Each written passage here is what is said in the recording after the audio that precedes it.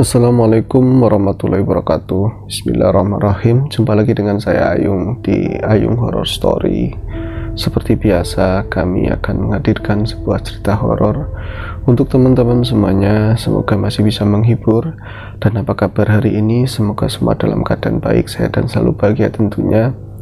Ya, kami harapkan seperti itu. Langsung saja ke cerita. Ini sebenarnya cerita yang seingat saya mungkin sudah pernah dibawakan di channel sebelumnya ya. Saya pernah ada jadi narator di sana. Mungkin sudah lama sekali saya malah lupa dan saya memang nggak membuka itu judulnya apa. Sudah lama sekali, mungkin 2 atau 3 tahun yang lalu. Mungkin teman-teman masih ada yang ingat. Ya moga-moga sih belum dibawain. Saya ingatnya pernah dibawain begitu kan. Jadi saya itu beberapa tahun kemarin ya, tentu kerjaannya kan jenengan yang sudah pernah ngikutin saya lama di channel sebelumnya, tentu saya jadi narator, narator pendamping yang cuman ya bisa nambahin cerita, juga cerita seadanya, tentu nggak sebaik dengan seperti narator yang lain ya kan.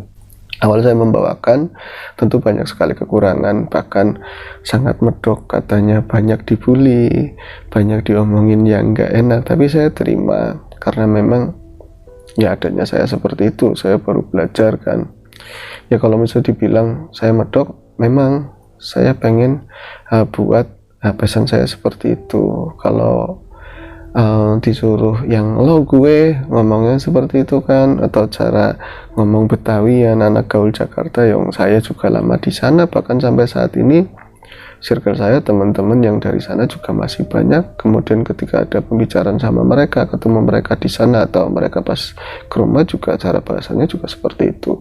Cuman saya pengen membuat image seperti itu, kayak wong Jawa, wong Tegalan, wong Brebesen, wong Pekalongan, wong Banyumasan lah, seperti itu. Akhirnya alhamdulillah, yang tadinya mungkin ada yang bully, kemudian perjalanan waktu kemudian menjadi brand saya, passion saya untuk memang membawakan sebagai narator horor itu dengan cara seperti itu. Bahkan sampai ada dikatakan horor nggak horor karena kebanyakan bercandanya mungkin daripada seriusnya. Saya berangkat dari rumah untuk ke studio itu jam 9 pagi biasanya. Itu di luar bulan puasa. Kalau puasa itu kan malam hari. Nanti mungkin nanti kalau sudah sampai di studio ya nunggu ada sekitar 15 atau setengah jam paling lama, kemudian saya baru tag. Itu biasanya tag 2 kali, setengah jam pertama, lalu nyambung nanti setengah jam kedua, dan untuk 2 hari, berarti 1 hari itu tag 2 kali begitu kan. Alhamdulillah selama berapa tahun saya itu nggak pernah gagal. One tag one shoot, sekali shoot langsung jadi, nggak ada edit-editan. Gampangnya edit itu edit akhir ya, tapi nggak ada sambung-sambung di dalam. Itu alhamdulillah bisa berhasil sampai berapa tahun hingga akhirnya sekarang saya udah nggak di sana. Nah, dalam bercerita tersebut saya kebanyakan itu memilah-milah cerita, memang saya akui, karena saya sendiri ya seperti kisah-kisah yang saya ceritakan di sana ya, tentang masa kecil saya dari kecil udah dirop-rop, sudah digangguin makhluk halus, dirop-rop setiap tidur, nggak malam nggak siang. Malamnya saya diajak keluar sama kakek saya ke sawah, kadang-kadang keliling kampung, terus yang ngalami banyak hal begitu kan, hingga dewasa pun sampai saat ini sering masih nyambung dengan hal-hal seperti itu. Makanya ada beberapa, saya nggak mendiskreditkan ya narator ataupun ya pembawa kisah horor itu, yang memang mereka tuh pure memang membawakan cerita horor. Ada yang asli, ada yang ngarang, ada yang memang cerita dari orang lain. tapi dia memang pure nggak nyambung, artinya secara batin, secara kondisi non dohirnya dia itu nyambung ngeklik sama yang dibawakan. Ada juga yang memang terkoneksi. Saya termasuk salah seorang yang ya wallahu alam, kadang saya dari nggak terkoneksi lebih sering terkonek sama yang diceritakan. Makanya saya memfilter mana-mana cerita yang sekiranya itu masih berlangsung dan mana-mana yang sudah dijalani, ya sudah berakhir kisah tersebut. Nah, berakhir atau berlangsungnya cerita tersebut, cerita horor tersebut, itu bukan berarti cerita tahun dulu atau yang baru berakhir kemarin, bukan. Tapi entitasnya situasi itu masih nyambung sampai hingga saat ini apa tidak. Misalnya cerita pesugihan dari gunung mana, beliau orang menceritakan ke saya tentang saya keluarganya ada yang pesugihan, yang begini-begini. Kemudian saya pengen menceritakan di channel horor ya, tapi itu masih eksis, pesugihan itu masih eksis, dan itu nggak mudah. Kalau yang lain mah ya mungkin mudah-mudah saja. Makanya ya di situ akan ada benturan yang sangat hebat ketika saya menyebut tempat, menyebut prakteknya seperti apa dan lain-lain. Biasanya dia langsung ngirim message ke saya, kalau enggak memang langsung hadir, dan yang diomongin ketika saya itu menyampaikan pesan buat teman-teman atau orang yang mendengarkan saya itu ya untuk ya fastabiqul khairat, mengajak buat kebaikan, jangan lakukan hal kayak gitu. Mereka tuh nggak sukanya emang dibilangin aja, Mas tolong ya Mas jangan diceritain, misalnya ratu-ratuan, Mas tolong Mas jangan enggak seperti itu. Tentu mereka dengan peringatan keras dan ya sebagainya. Dan ketika situasi tertentu, karena memang cerita itu harus mengalir tiap hari, otomatis itu saya filter dan kadang menggunakan simbol-simbol di daerah mana paling seperti itu, dan lebih ke situasi atau kondisi psikis orang yang mengalami plot twistnya, tapi bukan di praktek pesugihannya, untuk menghindari clash yang seperti itu. Itu salah satu ya tadi saya memfilter atau tidaknya sebuah cerita yang nyampe ke saya untuk saya narasikan untuk teman-teman. Dan jika pesugihan itu sudah berlangsung dari 100 tahun silam, 200, 300, ratusan tahun, dan sekarang masih ada walaupun dengan baju yang berbeda, tetap aja itu masih ada. Saya masih memfilter ya, walaupun beberapa kali kadang ya saya nyerempet ya dapat peringatan. Kalau saya kuat ya saya lawan, kalau enggak ya saya minta maaf kalau diterima, kalau enggak ya berantem juga kan, seperti itu. Kemudian di sana banyak pengalaman horor yang saya rasakan jika memang kejadian itu memang berlangsung. Dan mungkin bagi mereka entitas gaib yang memang tersinggung, ada yang menyerang secara langsung, ada pula yang memang menunggu di saat yang tepat. Saya kembali lagi ingin menceritakan sebuah kisah yang dulu pernah saya ceritakan seingat saya, atau memang belum ya, nggak tahu sih. Tapi ini saya mau cerita lagi, dan memang yang mengalami saya sendiri. Ini berkaitan dengan cerita-cerita yang saya sampaikan. Jadi ada banyak ya tadi peristiwa-peristiwa yang goib-goibnya itu masih kuat, masih eksis, dan saya waktu itu kurang kontrol atau gimana. Mereka itu ya menghimpun kekuatan, menghimpun siasat, macam-macam hal lah untuk kapan waktunya nih bocah nih yang banyakkan ngomong masalah horor, nanti dibikin gimana mungkin seperti itu ya. Jadi hari itu saya tuh nggak enak banget perasaannya, seperti ada yang menunggu hari itu, bahkan sejak pagi banget. Saya ngopi, saya duduk di ruang tengah, ada sofa butut di sana. Di depan itu ya ruang kosong, ada lemari baju, kemudian ada tembok. Saya merasa nggak enak, seperti ada yang nungguin saya. ada yang melihat saya, memantau saya, tapi entah siapa, tapi bukan sesuatu yang menunggu untuk sesuatu yang baik. Saya merasa was-was. Saya coba menenangkan diri, ya namun sulit, karena memang rasanya ini ada banyak yang memperhatikan, ada yang melihat saya di pagi itu, paling jam 5:30 pagi lah ya. Cuman saya berusaha buat merasakan ini tipis banget, rasanya itu tipis banget. Ada ya cara kerennya itu getaran atau apa ya, nggak tahu lah. Seperti banyak yang memperhatikan dan menunggu untuk mencelakakan saya, tapi saya tepis itulah. Jangan-jangan ini hanya pikiran buruk yang kebanyakan cerita horor atau apalah ya. Saya sepertinya nggak punya musuh, nggak ada masalah sama siapapun begitu kan. Terus saya ngopi, saya nyeruput kopi lagi, saya ngudut. Nah itu perasaan kepala itu rada ngeliang gitu kan.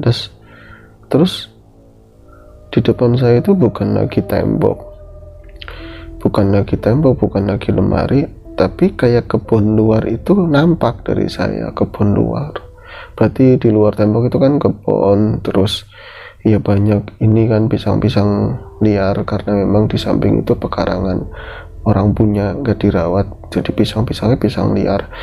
Itu banyak sekali pohon pisang nampak begitu.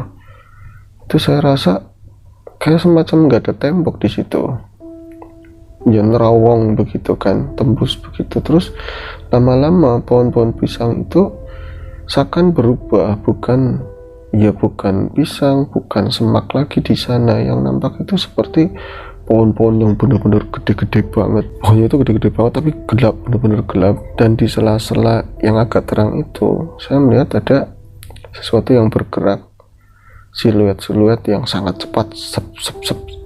Itu apa itu ya? Terus kadang ada nyala-nyala merah kecil-kecil, trep seperti itu. Terus saya kan astagfirullahaladzim, saya begitu kan, saya mencoba kembali dari sadar ke sadar lagi. Artinya tadi aja saya melek, saya nggak, apakah saya memang ke bawah, saya nggak tidur, tapi saya ngerasakan seperti itu.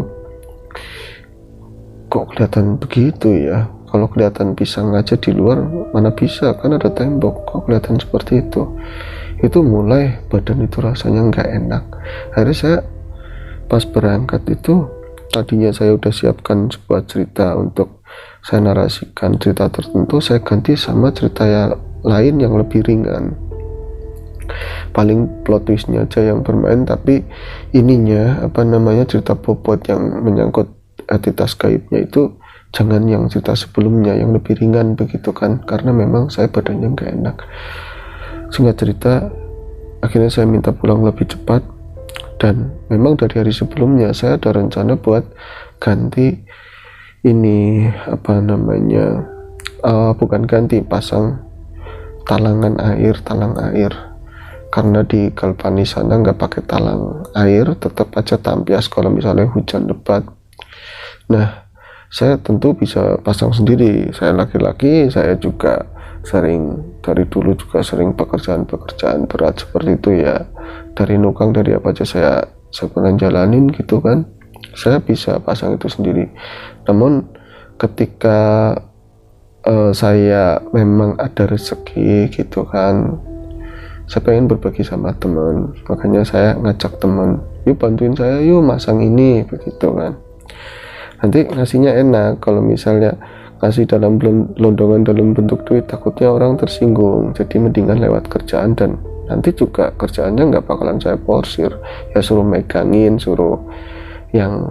tangga yang ringan-ringan aja lah, namun dengan hasil yang maksimal. Ya enggak sih, ya saya pengen ngasihnya seberapa begitu kan. Akhirnya tersebutlah orang itu namanya Iwan, sebut saja Iwan, itu bantuin saya. Nah ketika saya sore itu nekukin seng untuk dipasang besok, itu kan di depan rumah ya, dan belum kayak sekarang. Kalau sekarang itu ya udah ada bunga-bunga lah, walaupun nggak banyak, ada kolam ikan. Kalau dulu itu masih kebun semuanya yang belum terawat. ya sekarang masih belum terawat juga sih, cuman lebih kacau dulu kan, lebih kacau dulu. Itu saya jam-jam 4:30 mungkin ya rasakan hal yang sama seperti pagi itu, merasakan banyak yang ngeliatin, banyak yang mantau, bahkan terdengar sekali itu kayak ada orang ngobrol di belakang saya, padahal di belakang saya nggak ada orang, adanya ya kalau orang Jawa bilang belumbangan lah, kobakan tanah yang dicoak itu buat buang sampah. Terus kesananya juga ada rumah suwung, nggak ada orang tuh, perasaan ada orang yang ngobrol ya, tapi suaranya nggak jelas. Saya di sela-sela saya matok-matok sayang itu ada suara ngomong entah apa gitu kan, saya nengok ke belakang nggak ada orang, terus mulai rasanya tuh mulai meremang, mulai merinding. Terus saya lanjutin aktivitas lagi biar besoknya tuh siap tinggal masang gitu kan, nanti teman kan nggak repot-repot nekukin, karena niatnya saya nggak bener-bener ngasih pekerjaan, pengen berbagi aja. Saya mulai lanjut lagi, terus kali ini di sebelah kanan saya yang di kebun-kebun pisang itu kelihatan sekali itu ada beberapa orang di jauh sana begitu ya, kelihatannya cuma hitam-hitam nggak jelas lah, apalagi udah sore ya, kebun itu nampak gelap kan.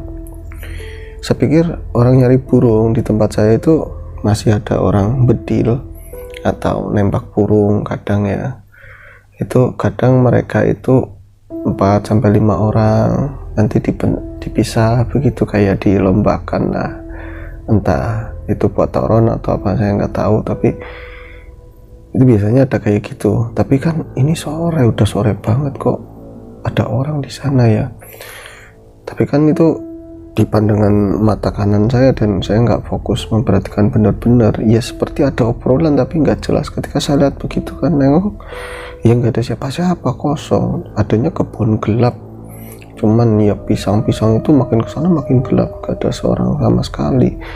Nah, terus saya lanjut lagi, sama persis kayak yang di belakang itu ada omongan, di samping juga seperti ada beberapa orang di kebun pisang sana. Saya mulai kayak ada yang nggak beres ya, akhirnya saya berhenti, saya bawa masuk itu talang airnya, kemudian saya malah duduk di depan, di tempat tadi saya itu nekuk seng. Saya sengaja melihat sekeliling, itu ternyata nggak ada apapun, dan situasinya berbeda daripada yang tadi, kayak nggak ada rasa merinding, nggak ada rasa apa, tapi bukan berarti mereka nggak ada. Saya merasakan masih ada yang ngeliatin, tapi di mana saya nggak tahu. Moga-moga ini hanyalah ya sebuah perasaan, firasat-firasat yang nggak ada juntrungannya kan, nggak benar gitu kan. Apakah saya kadang-kadang sering bawain cerita-cerita horor yang serem-serem gitu kan. Akhirnya udahlah saya masuk, udah sandakala juga. Terus maghrib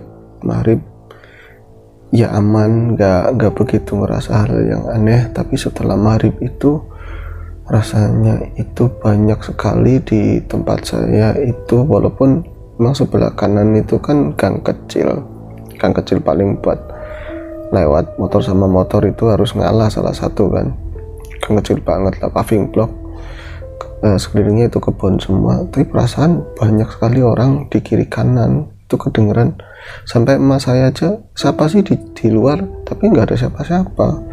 Rasanya kayak gitu, aneh, kayak banyak aktivitas di luar. Dan emak almarhumah saya bilang hari ini kayaknya beda, rasanya itu perindang-perinding nggak karuan, terus di hati itu was-was katanya begitu. Saya nggak mengiyakan, alah bilang aja gak bisa tidur, kebanyakan minum obat yang ini apa, tensinya tinggi apa, kadarnya tinggi gitu kan. Akhirnya saya setelah itu saya keluar nemuin teman-teman saya di tongkrongan supaya hilangkan perasaan seperti itu. Pulangnya pagi mungkin jam 2-an ya. Nah, di depan rumah ketika saya mau naikkan motor, kembali seperti ada suara yang manggil saya. Itu kalau motor sudah masuk kan saya otomatis mau nutup pintu kan. Ketika mau nutup itu ada yang manggil, Yung, tapi cepet gitu ya, kayak suaranya siapa, tapi kan nggak mungkin jam 2 itu kan kalau keluar nggak ada siapa-siapa, tapi kan ada yang manggil saya. Biasanya itu tetangga saya itu ada namanya Mansu gitu ya, dia itu sering tidur di luar, apalagi kalau misalnya lagi nggak beres keadaannya sama istrinya, atau memang ya lagi sumuk gerah di dalam, itu sering tidur di luar. Kalau saya pulang kadang baru pulang dia ngomong begitu, kalau enggak ya nyebut nama saya tok ya, paling nyapa Yung gitu kan, iya wah aku bilang gitu. Kok ini kayak di depan rumah itu nggak biasa-biasanya itu ada yang manggil seperti itu, cuman saya perhatikan nggak ada orang. Nah itu mulai rasanya itu nggak enak lagi, persis kayak lagi pagi, kayak lagi sore itu. Cuman kalah saya sama ngantuk, akhirnya saya tidur. Dan singkat cerita paginya teman saya datang itu jam 8-an pagi lebih mungkin ya, kita ngopi-ngopi dulu terus mulai masang talang tersebut ya. Karena dia berat badannya itu lebih gede daripada saya juga niatnya nggak benar-benar mempekerjakan teman saya itu. Akhirnya saya naik di atas, sambil ya ada yang diikat, ada yang dipaku-paku, macam-macam hal ya. Itu ketika di atas sana juga rasanya hampir mirip kayak yang sudah-sudah, apalagi saya posisinya di atas kan pandangan saya lebih luas, walaupun itu pagi hari ya menjelang siang, pandangan saya lebih luas ke kiri kanan karena kan saya di atas, jadi bisa melihat ke arah kebun hampir sejajar sama pisang-pisang yang lebih tinggi sama pohon-pohonan yang lain. Saya tuh ngerasa kayak ih kok aneh ya, padahal saya berdiri di atap rumah tapi rasanya kayak saya berdiri di mana, dan di sekeliling saya itu kayak semacam bukan lingkungan saya dan banyak yang lagi ngeliatin, tapi di mana, tapi siapa. Saya pas turun itu ngomong sama teman saya itu, kalau saya rasanya nggak enak ya. Oh nggak apa-apa katanya, dia kan ngerti juga hal yang seperti itu ya, tentang hal-hal yang gaib lah. Kemudian saya lanjut lagi sampai pemasangan itu hampir selesai, benar-benar hampir selesai, dan sudah jatuh waktu azan ya, mau beduk ya. Kalau di sini udah beduk ya jam 11 lebih, walaupun belum azan.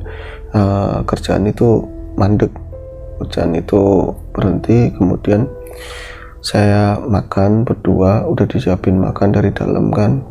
Setelah makan saya bilang gini, padahal tinggal sedikit lagi ya, supaya nanti maksud saya gitu, kalau saya mau ngasih uangnya itu pasti udah segitu, mau nyampe maghrib kayak mau nyampe sore. Maksud saya supaya dia yang bantuin itu nggak terlalu capek, saya juga nggak terlalu capek juga. Tinggal sedikit lagi, habis makan saya naik lagi, tinggal sedikit lagi mas, saya bilang gitu.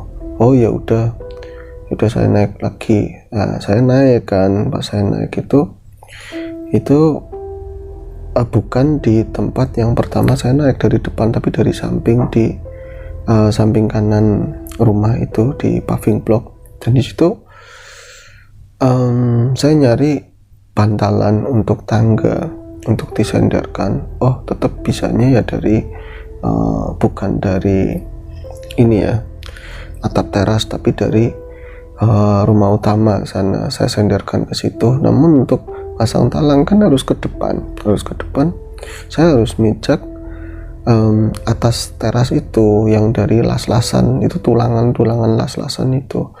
Nah ketika saya mulai mau nginjak itu jadi ada gerakan kayak membal gitu loh. Saya ragu, kemudian saya ngomong ke teman saya di bawah, ini kuat apa enggak ya? Kuat itu injak aja nggak apa-apa, tapi yang pas sambungannya tapi kayaknya nggak kuat ini. Oh nggak kuat itu, nggak apa-apa. Saya udah ragu banget, Kemudian ya kejadian itu akhirnya nggak bisa dielakkan. Saya nginjak itu, dan ketika saya nginjak bagian tadi ya, tulangan itu berarti atasnya itu ya aspes. Saya udah di sananya itu nggak tahu, nggak nginget banyak.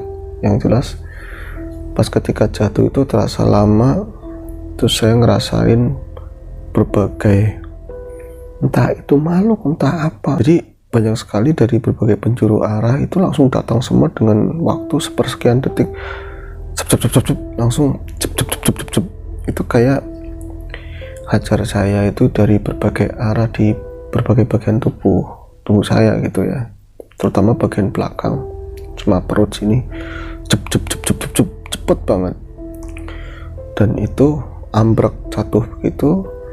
Ya kata teman saya sih ditadangin, cuman katanya berat itu ya. Kemudian tulang belakang saya, tulang ekor saya itu jatuh pas di bawah itu nabrak ini bekas cor-coran besi ya, tinggal spotek begitu ya, nggak panjang. Nah di situ saya nggak dapat napas sama sekali, jadi rasanya itu antara ini sadar atau enggak, sadar tapi sadar dalam arti batin, tapi si dohir itu, raga itu saya nggak bisa gerakan sama sekali. Yang ada itu nafas, itu saya mau nyari nafas itu nggak dapat. Nah di saat seperti itu semua itu berkecamuk dalam diri saya. Apakah saya berakhir saat itu? Apakah saya memang harus lewat? Apakah saya memang harus finish? Terus tanggungan saya banyak, ada orang tua, ada keluarga, ada saudara, banyak hal ya yang saya harus cover. Apakah saya harus berakhir saat itu? Saya melihat kawan saya itu berusaha bangunin saya, nahan bagian punggung saya. Saya dengar, jangan langsung bangun, dia ngomong begitu. Cuman saya buat ngambil nafas itu susah banget. Akhirnya saya ingat, ya Allah, kalau memang ini saat saya ikhlas. Tapi kalau memang saya masih diberi kesempatan, tolong kembalikan nafas saya.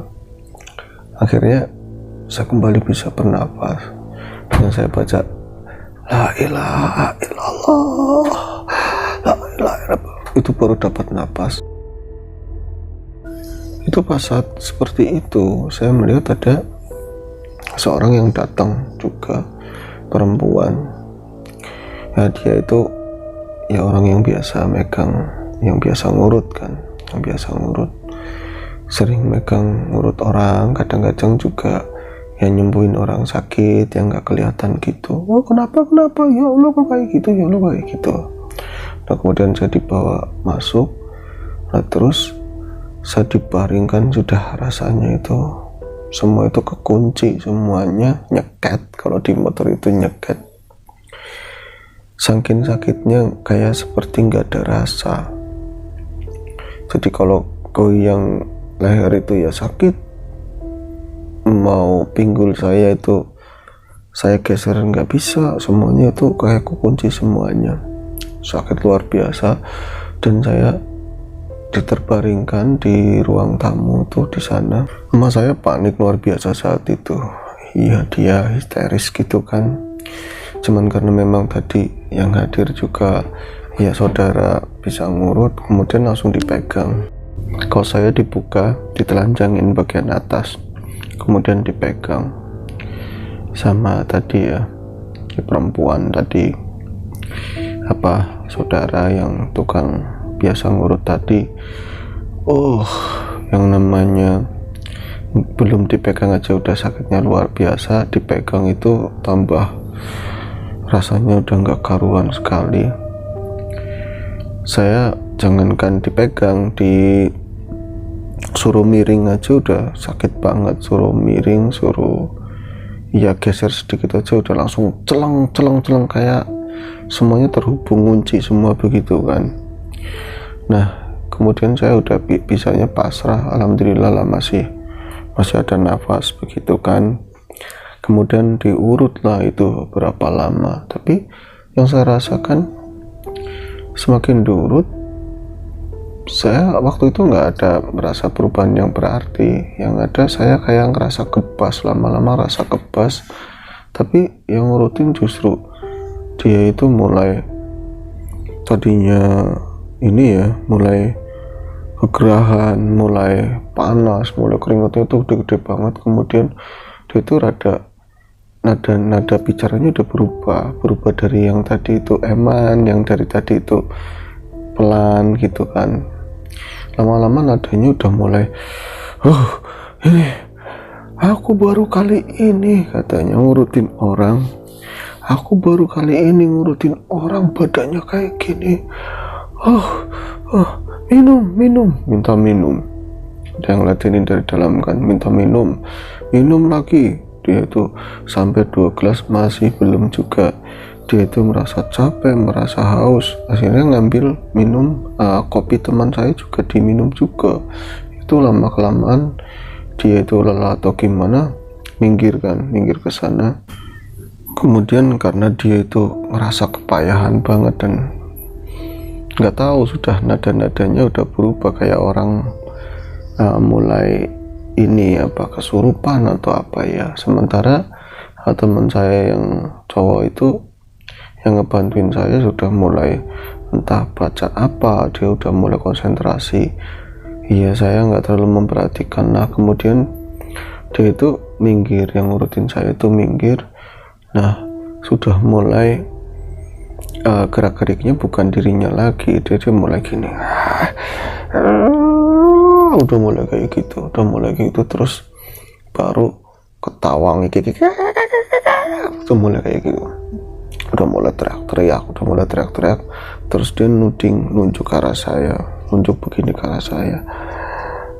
Orang itu harus mati katanya, orang itu harus mati, jangan ditolongin, jangan ditolongin, orang itu harus mati, dia itu harus mati ke saya itu harus mati, jangan ditolongin. Terus itu akhirnya dipegang sama kawan saya itu kan, terus mereka kayak entah adu ilmu entah apa, saya yang lagi sakit-sakit ngeliatin begitu kan ya, jadi kok kayak gini. Nah sementara tadi itu yang ngurutin saya itu kan bawa anak usia ya mungkin waktu itu ada 4 tahunan, dan saya itu takut gerakan-gerakan dia itu saat kesurupan itu sambil marah banget, dan marah itu ke saya, benar-benar pengen supaya saya mati. Berarti tadi ngurutin ke saya itu satu, dia itu sisi lain dia pengen nyembuhin, yang sebelahnya yang masuk pengen saya lebih parah lagi, mungkin seperti itu ya penalarannya, nggak tahu.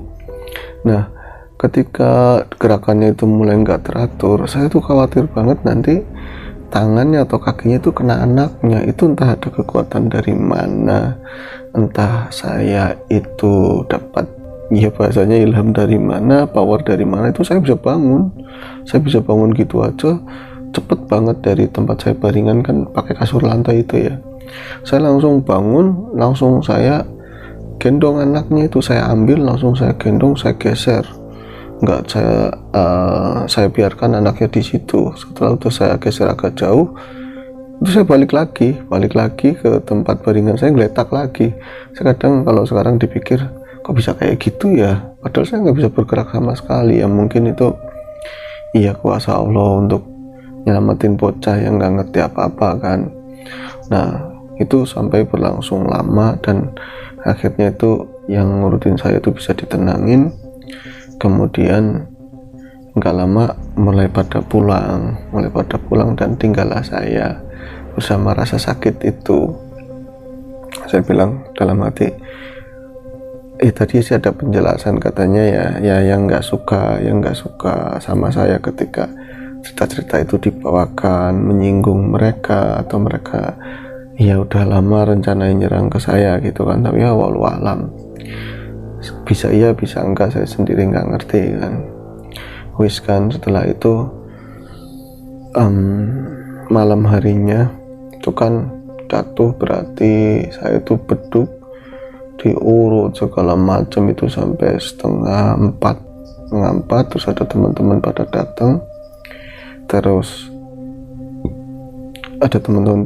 dan saat kayak gitu juga saya nggak ngabarin siapapun kan, termasuk ya bos saya ngabarin di studio juga saya nggak kabarin kalau saya jatuh, saya nggak ngabarin apa-apa.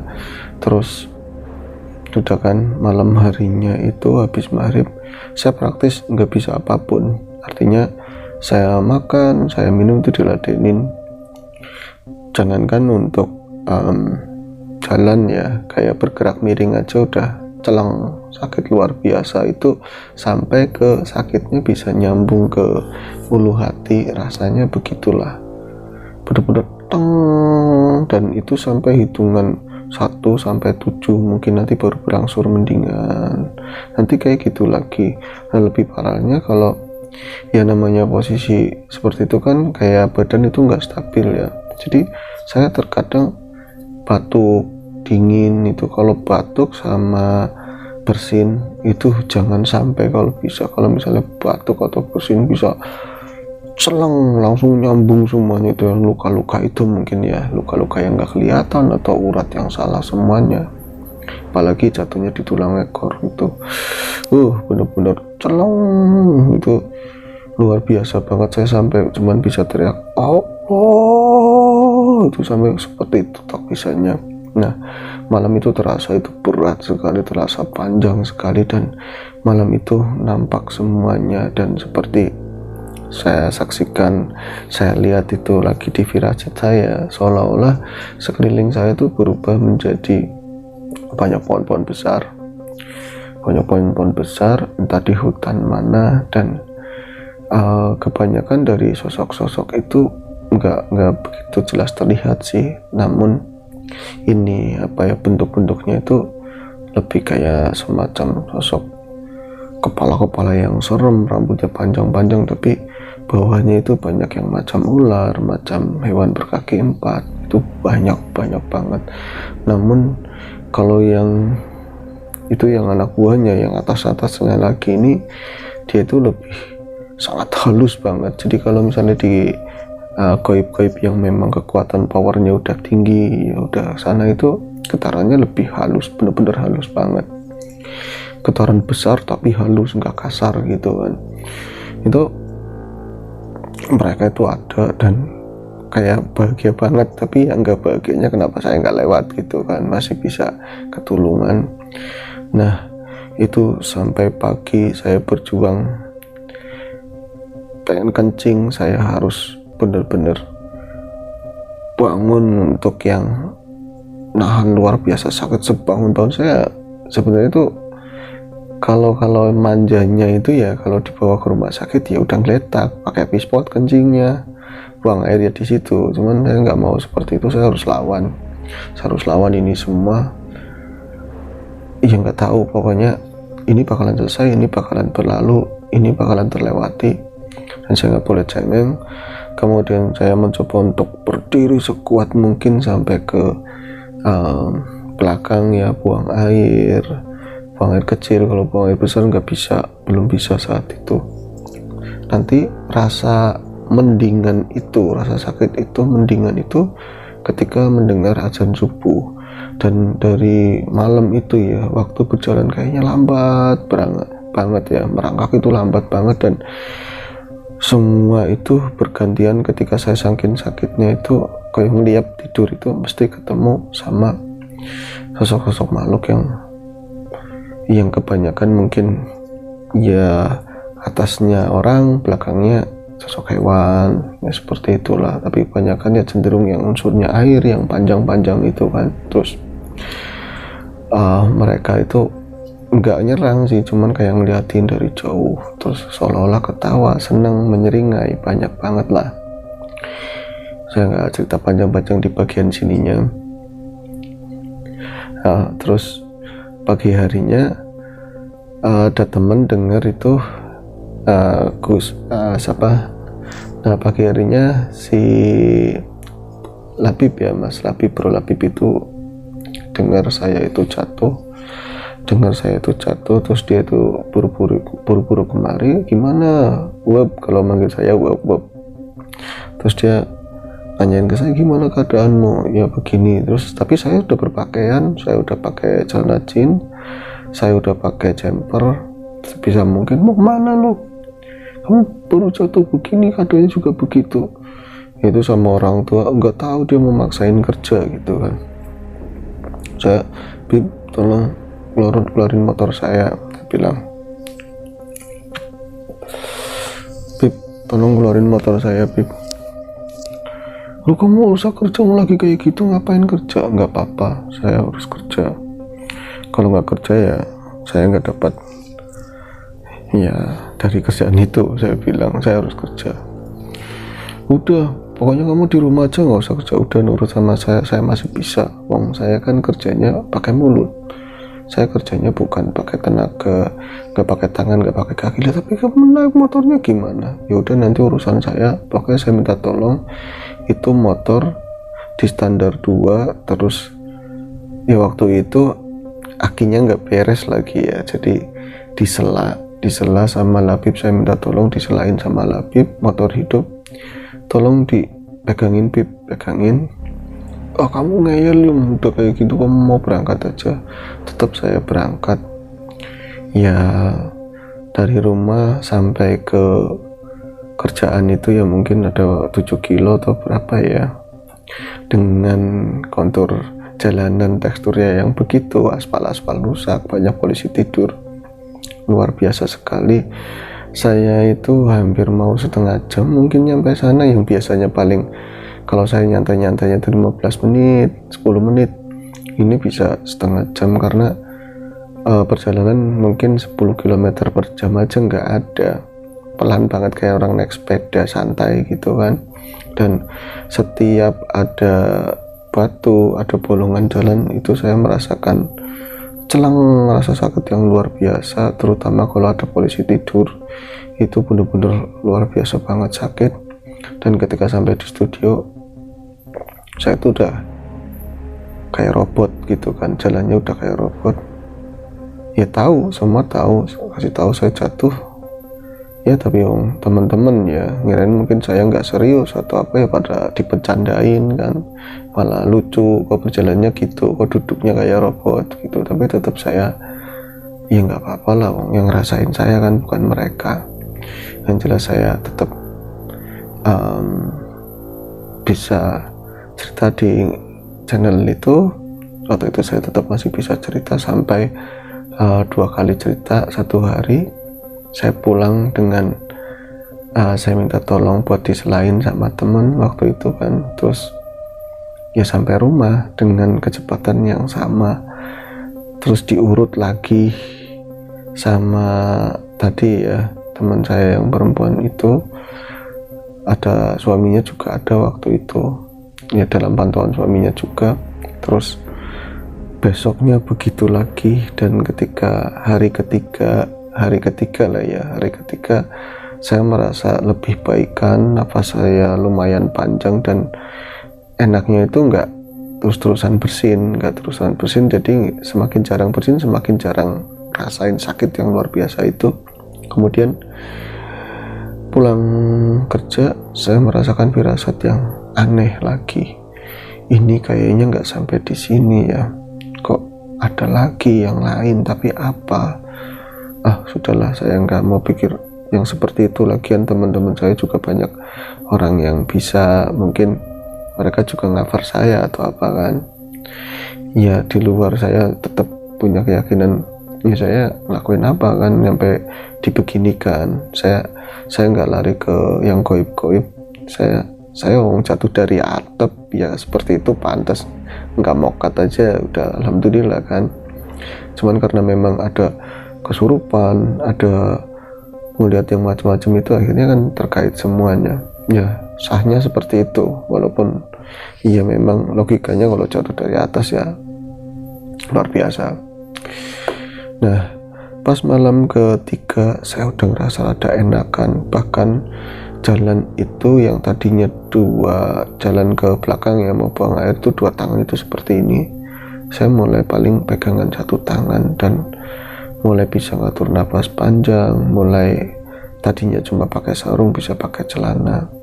Nah ketika saya merasakan anteng itu lumayan baikan, teman-teman tiap hari pada datang itu kan, teman-teman yang sini di tempat-tempat saya tongkrongan itu pada datang. Kemudian ya itu, Kalau yang kerjaan nggak datang di tempat kerjaan, cuman ya saya tahunya mungkin saya bercanda kali jatuh dengan kondisi saya yang seperti itu, dipikir saya bercanda lagi lucu-lucuan, yang nggak ngerti. Terus akhirnya pas malam ketiganya itu saya minta jangan ditemenin, tidurnya sendiri, dan saya kan nggak bisa, sulit untuk tidur itu lampunya terang. Saya matiin lampu itu jam 1 malam, dan saya mulai udah ngantuk, dan ini badan udah mulai dimiringin, udah rada mendingan. Kemudian ketika antara udah tidur sebentar, terus saya bangun mau minum. Terus saya nyalakan lampu. Setelah saya nyalakan lampu, saya minum, saya matiin lampu lagi, dan ketika mau tidur lagi itu saya antara benar-benar terjaga belum tidur itu, saya melihat di kamar saya itu udah banyak orang, banyak sosok di kamar itu, udah banyak sosok. Dan ini seperti cerita yang kemarin yang saya bawakan. Jadi yang pertama itu cenderung banyak dari unsur-unsur siluman ya, tapi banyakkan yang ya entah nyebutnya apa sih, makhluk seperti itu, yang bawahnya itu kayak cacing lah, atasnya orang, macam-macam rupanya. Cuman yang kedua ini yang datang itu semuanya begini, semuanya yang tangannya itu jemarinya itu panjang-panjang kayak sosok Bathara Karang yang kemarin saya bawain di cerita itu. Setelah sekian lama sekali ya nggak pernah jumpa lagi dengan mereka itu, mereka udah, dan powernya itu gede banget saat itu yang datang. Dan ketika saya baringan gitu, saya mau baru bangun begini, langsung pak, itu kena semuanya, cep. Udah saya cuma teriak Allah, cuman seperti itu. Mas saya nggak dengar, saya rasakan itu sendiri sampai pagi. Kemudian temen saya itu datang, saya diurutin lagi, ya seperti itu rotasinya berulang. Dan saya itu selama seminggu masih diurut, dan selama itu juga saya tetap masih kerja, masih berangkat. Mungkin di air muka saya nggak nampak atau apa ya, saya nggak tahu, tapi saya berusaha menahan rasa itu semua. Saya pengen kerja,